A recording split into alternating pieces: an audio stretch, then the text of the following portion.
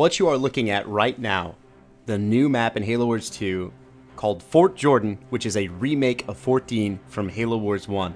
Let's check it out right now.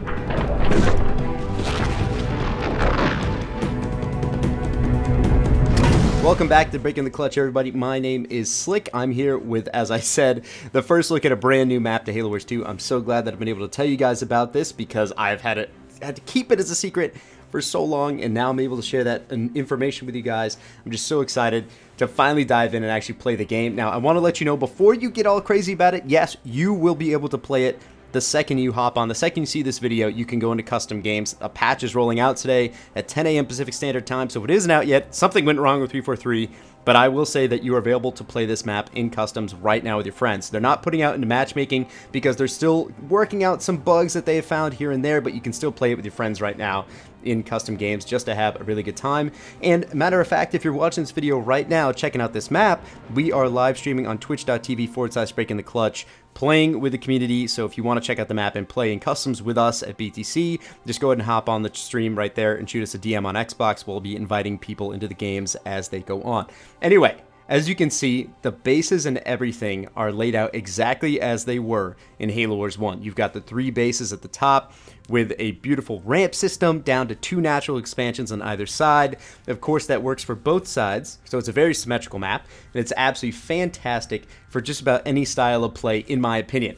14 was my favorite Halo Wars 1 map, so to see it finally here live in front of me in Halo Wars 2, remade in such a perfect way, is so exciting and almost warms my heart to make me want to come back and play this game full time. And I hope a lot of you guys are going to come rolling back in to play the game as well, just because of how fantastic this is. Now, I want to talk about the idea. So it's called Fort Jordan because it's actually made by Renzi, whose last name is Jordan. Renzi from 343.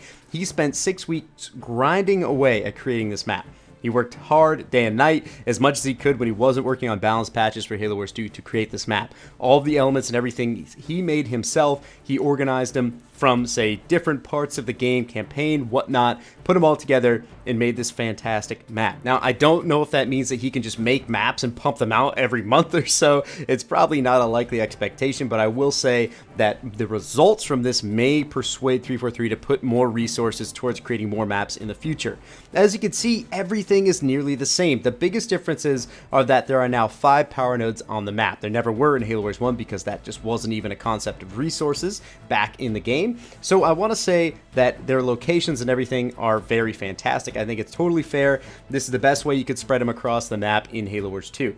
I also want to note that now in the middle of the map there are not 2 gigantic shield doors, so turtling is going to be different. I'm going to say it's still going to be easy, doable, and fun. It's just going to be different. So now you're going to have a Kodiak setup with some units in the middle to prevent more enemies from walking through, and it's going to be a lot of fun just to hold that and siege it like crazy. Siege turrets can hit your bases even though they're in their primary location if somebody does get the base below. So it will shoot up the ledge and hit your base, so you got to be careful of Kodiak siege and other things like that. I also want to note that the teleporters in the back are still there, as you saw earlier in the video, but you can actually only go through them one way, just as they were in Halo Wars 1. So the orange teleporters mean that they are only one way, so you cannot go through those, but if you go through a teleporter on your side of the map, you will end up right in front of your enemy's base at the bottom of their ledge. Also, on the left and right side, however, of the map, the small choke point tunnels that you can go through with your entire army and just see the worst pathing ever, there are still shield doors there, so you're able to activate them and turn them off just by hitting the switch, just as on the map Highway in Halo Wars 2, currently in multiplayer now, and in the campaigns, you can actually flip the switches and then activate the shield door just by having vision on the switch. So you actually don't need to hold the garrison like you did in Halo Wars 1, which in my opinion is better because that means that you don't have to sacrifice a unit to hold it.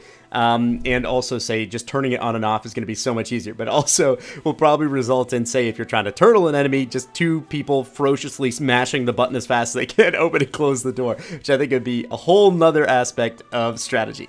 So that could be really exciting.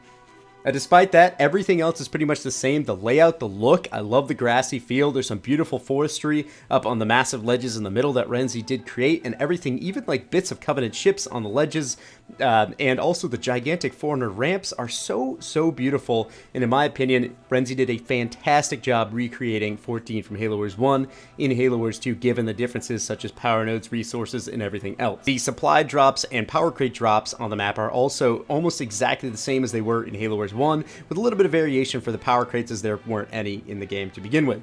Just go to your normal expected spots if you're used to Halo Wars 1, and they should be there.